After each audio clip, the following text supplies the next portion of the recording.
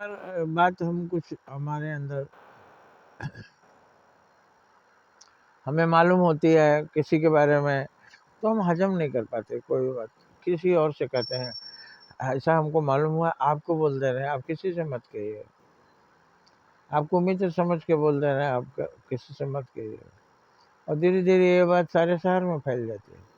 तो अगर आपको छुपाना है, अगर वो बात को दबाना है, अपने घर की बात है, अपनी प्रतिष्ठा की बात है, इज्जत की बात है, तो आप उसको स्वयं पी जाइए। भगवान शिव तो विष पी गए हालाहाल, सारी दुनिया को बचा लिया उन्होंने। और आज तक नहीं कहते हैं विष के, दूसरे लोग कहते हैं कि शिव ने विष पीकर सारी दुनिया को अमृत दिया।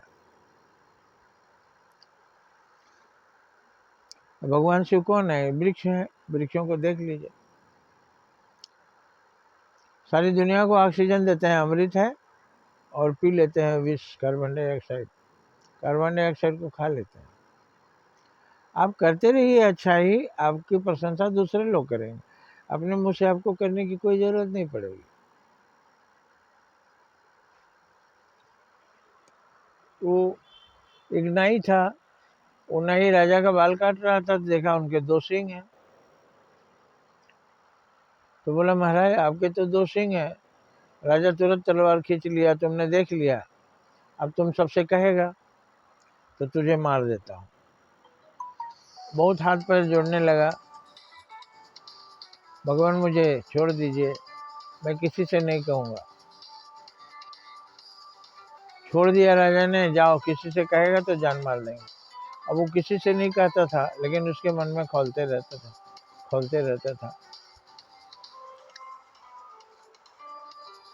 किसी को नहीं पाया तो बगीचे में गया, एक महुआ के पेड़ को बोला, महुआ भाई राजा के 2 सींग हैं, आपको बता दे रहा हूँ और किसी को नहीं बता रहा हूँ, आप किसी को नहीं बोलेंगे इसीलिए।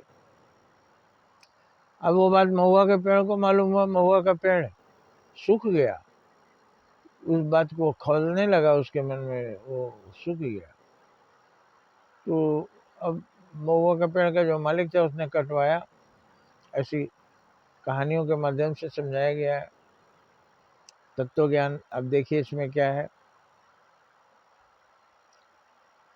तो उसे ढोलक बना और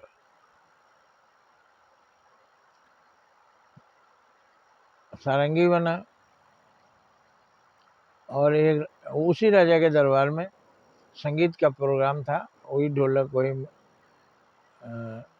मृदंग वहाँ गया, सारंगी।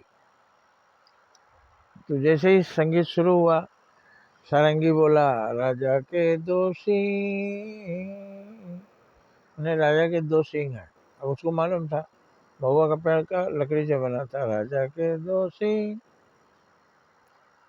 तो जो टुनटुनियाँ थी वो उसको तो नहीं मालूम था, वो बजने लगा, किन्ने कहा किन्ने कहा किन्ने कहा, राजा के 2 सींग, किन्ने कहा। तो ढोलक भी उसी लकड़ी से बना था, तो ढोलक को बोल दिया बब्बन हज्जाम कहा, बब्बन हज्जाम कहा। वो हज्जाम जो नाई था उसका नाम बब्बन था। तो इसमें ये सिखाया गया कि निर्जीव चीज भी हजम नहीं कर पाती है।